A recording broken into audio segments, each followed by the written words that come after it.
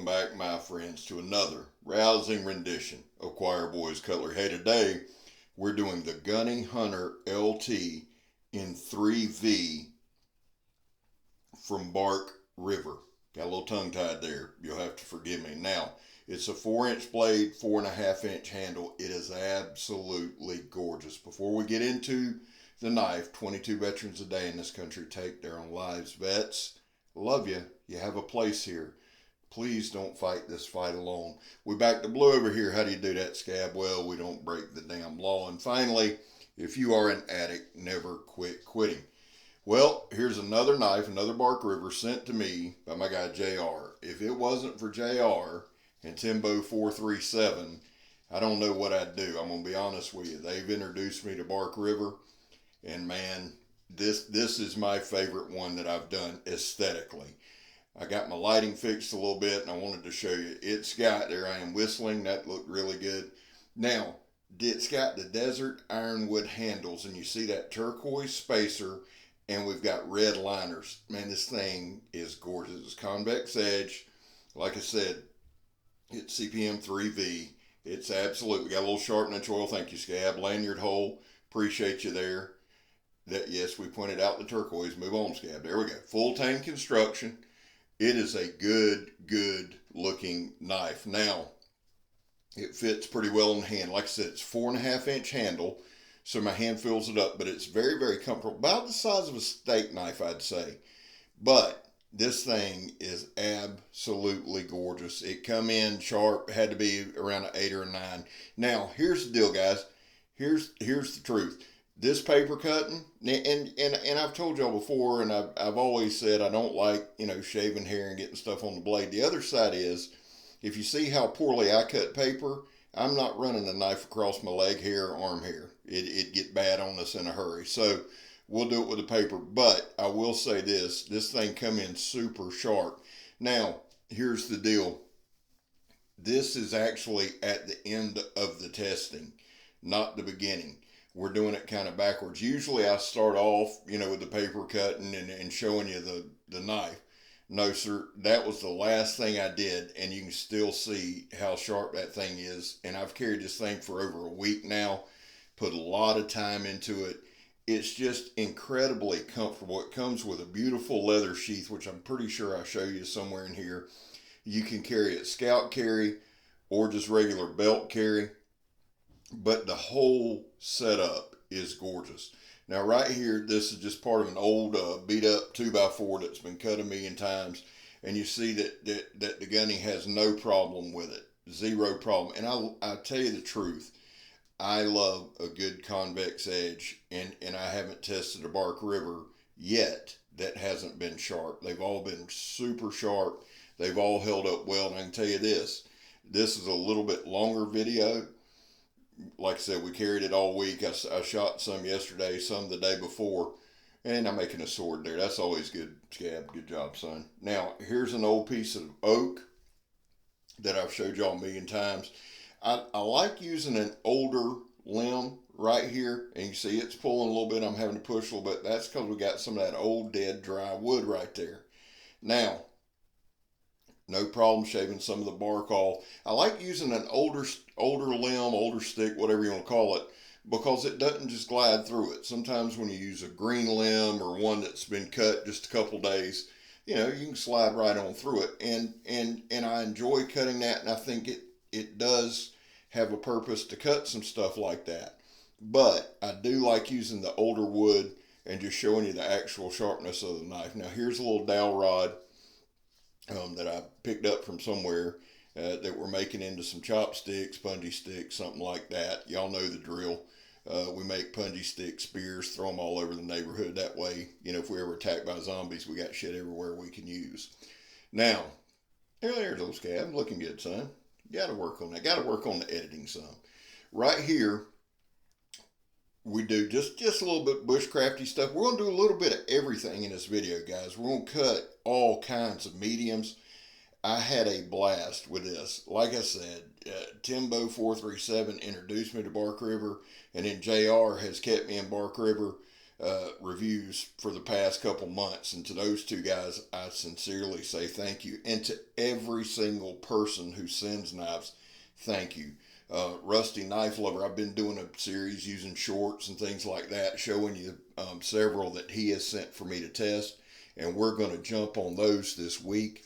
I have a handmade Spartan by my guy Cody. I'll be reviewing it this week. So a lot going this week. And I'm looking forward to it. But again, to everybody who sends knives, man, thank you so much. Right here, we're doing the JP stab test, the John Peters stab test. Would you stab a lot of stuff with a bark river? Probably not. This is truly a straight up hunting, camping, fishing, bushcrafty type knife. But I do like this test, and we call it the JP test. John Peters, man, I'd love to see what knives do stabbing sidewalls, and certainly we can accommodate that. Now, right here, we're cutting the sidewall of a tire with no problem with this bark river. I'm telling y'all, we cut all kinds of mediums. There's another good look at it. Man, this is just a gorgeous knife. Here's somebody's jeans. Let's cut them. Attaboy, Scab.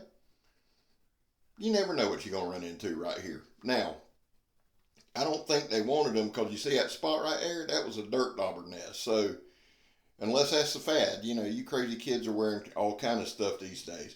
But you see right here again, I wanted to find all kinds of mediums to cut. And again, my guy Garen hit it on the head. He said, man, it's more of a demonstration. So my goal in these videos, I've said this a zillion times, I'm the most redundant human being on earth, is for you to be able to turn off the narration, turn down the noise, just watch the video and see the capabilities of the knife. So I want to demonstrate the knife. We don't do anything super scientific, anything like that. There are other channels that do, and do a masterful job at it. Speaking of that, my guy Joe Love did a video today on the gator tail by KHHI. The guy did a tremendous job. So let's do this. Let's make Joe from Steel Forged and Fire and Timbo 437 our two shout outs for the day. We always shout out DBAD. We're going to till he gets to 10,000 and probably on. I won't know what to do once he hits 10,000. But let's get over to DBAD. Let's get him subbed up. Guys, it's free. Donnie says it all the time. It's free. Send him a sub. Go over to Joe, Steel Forged and Fire, Sword and Knife, my Blade Talk partner. Sub him and sub Timbo 437. 3 great channels right there. And again, I'm going to try to show y'all as many looks of this knife as I can, because it while it's not my favorite bark river that I've tested, aesthetically, I think it is the most gorgeous bark river that I've tested. It's just, I love the turquoise spacer. I love the red liners, and that desert ironwood, man, just sets it off. And it's sharp as shit, as you can see. Now, here's the old phone. The attaboy, Scab. Test it out on your head there. That's always smart. I wanted to cut a bunch of mediums. I've started this sentence about 14 different times. But that's, if you watch many of my videos, you know I do that, and I usually never finish the thought. But when you get a knife like this, that's just a joy to use, and it's a slicer, it's a cutter, it's a user, I want to cut as many different mediums as we can and show you some different stuff. We don't want to do all bushcrafty. We don't want to do all other stuffy. We want to show you some of everything and just show you the capability. Here's a knife box that DBAD sent. Now, you can believe this. This ain't just cardboard with DBAD. There's duct tape everywhere, son. So we're cutting cardboard, we're cutting duct tape. Now, right there, I was looking at the back. It's got both of our addresses on it, mine and Donnie's, and decided not to show y'all, which one time in my life I actually showed some discretion. But again, the knife's having no problems. There's duct tape there, there's cardboard there, and we cut right through it. This thing, it's just that convex edge. It's made for cutting. The other thing I want to talk to you about is the handle, the contours of the handle. You've seen several shots of the knife. This thing fits the hand right there again. You see how it's contoured. It fits perfectly in hand. It's not only a beautiful knife, but it works. It's 4.5 inch. Now, there you go, Scally, and speed of that right there, son. Now right here, it just glides through the bottle. I like doing this test because to see how quick it slides in, it shows the pointiness of the tip and the sharpness of the knife. We put a lot of cuts in a lot of plastic, another medium down. Now, back to the handle. Handles are, if you watch my channel, you know, to me, a handle is just as important, if not more so, than the blade. At 50 years old with busted up hands, the knife has got to be comfortable. If it's not comfortable, there's no way I can like it. I'm being honest with you. And there's a bunch of knives I'd love to love. But the handle is just an afterthought. And that won't do. But I can tell you with this knife right here, the handle was made by a knife guy because it fits well, it contours well. When you got a handle and you don't have any jimping on the back, but you don't need it, you know a handle is made well. There were no hot spots on the stabbing. There's been no hot spots on any of the grips, the hammer grip or the thumb on the back, none of that. No hot spots. Just an absolutely comfortable knife. Now, zip tie test. I only had one. I got to buy some more zip ties. My bad on that one. I felt like a dumbass doing it, and then I thought, well, it's me. Nobody will think anything about it. Right here, we're going to do a little batoning and do a little woodsy type stuff. I want to do this for a couple of reasons. I did this when I got home from work. I just wanted to make sure my lighting was on point. Make sure, because of getting home, the schedule I'm working now, I absolutely love. But I get home, it's right at dark or a little after. So I wanted to kind of do this as much as a test of the lighting as a test of the knife. Now, the knife excelled. It really did. And again, this is a gorgeous knife. It's a beautiful knife, but it's a very, very functional knife. Now, this one is going to run around $390 to $400. You can get it at DLT Trading, or that's where this one come from. It is a little more expensive. Bark Rivers are a little more expensive. So for an expensive knife, it needs to be aesthetically pleasing. It needs to be functional. And it hits both of those things. I don't know what in the blue hell I'm doing here, but again, we'll just go with it. Now, I grab a piece right here, if I can get down there and get it. There we go. And I'm going to show y'all. This was kind of a pleasant surprise because this wound up being a pretty decent piece of Fatwood. You probably see me smell it a couple different times. It didn't really give off any smell up front, but as soon as you started, or as I started cutting it, that Christmassy Fatwoody smell kind of started wafting up. Now, now. Fatwood is the same for the Southerners here in the comments. Fatwood is lighter knot. So when we talk about Fatwood, we're just simply talking about a piece of lighter knot, which is a piece of pine that's inundated with sap. Okay? That's what it is. That's where you get that good, nice, clean, Christmassy smell, as Redneck Renegade says. And this thing smelled really good, and we're going to take it in and process it a little bit. We've got a few minutes left. And I just, again, when you get a knife, sometimes, guys, I'll get a knife that's just fun. And I'll get a little carried away with certain things and do things 4 and 5 and 6, 7, 8,000 times where once would have done fine. But I do, as much as this is, yes, this is a demonstration. Yes, I want to show you what it does. No, it's not scientific testing. Again, there I'm smelling the wood. That's good, Scab. I was kind of hoping that would be off camera. As much as this is not scientific, I do want to show you that the knife will hold up more than just 1 or 2 whacks. No, we didn't do a big, huge piece of wood. There wasn't no need to. This to me is a knife, a camp knife, a fishing knife, a hunting knife.